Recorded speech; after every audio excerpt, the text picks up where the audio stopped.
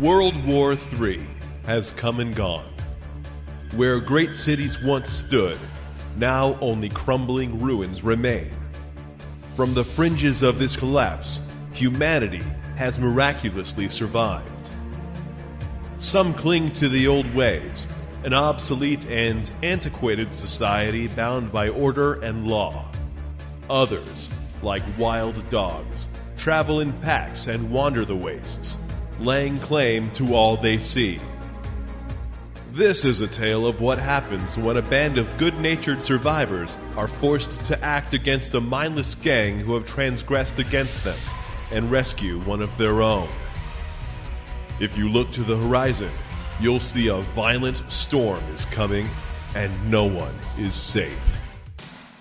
In the age of epic multiplayer battle royales, 80-hour AAA blockbusters, and an endless ocean of DLC, it's hard to believe that there was a time when the gaming market was dominated by simplistic quarter munchers that could be played in their entirety in the time it takes to do a beer run. While it wasn't the first, Capcom's classic Final Fight spearheaded the brawler genre, paving the way for icons like the Streets of Rage series, Teenage Mutant Ninja Turtles, and countless others.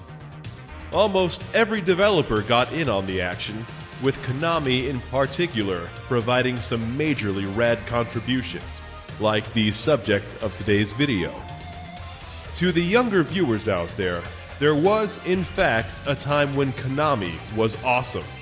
Not the soulless pachinko corporate monstrosity it currently stands as these days. One can only hope they find their way again somewhere down the road. But I digress.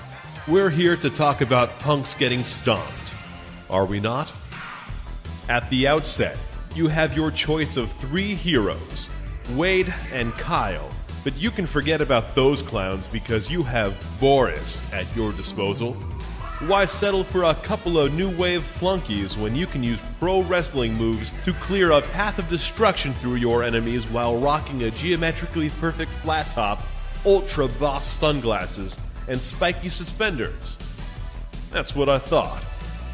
While Boris might seem a bit colorful for a post-apocalyptic setting, the whole world around him rises to the challenge. Every thug, hooligan, and boss is large and vibrant. Factor in the crazy locales you find yourself in, and the whole thing practically pops off of the screen. This is the least drab and dreary bombed-out wasteland I've seen since I lived in the San Fernando Valley. Plenty of power-ups litter the landscape as well, from the standard food, drinks, and weapons to cute little baby piglets that become footballs when you pick them up? Because pigskin, I get it, right. This is what happens when you take things too literal, folks.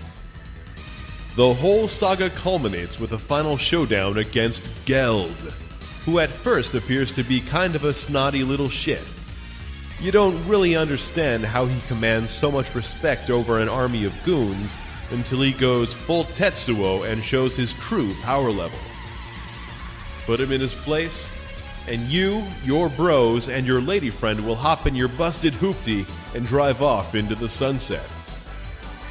Full disclosure, I am a bona fide sucker for games like this. I don't think I'll ever get tired of walking to the right of the screen and pulverizing everyone who crosses my path.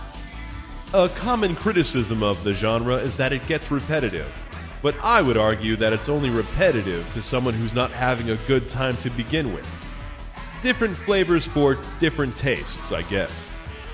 What I'm trying to say is that if you enjoy the Mad Max movies but feel that they don't have nearly enough backbreakers in them, Violent Storm will blow you away.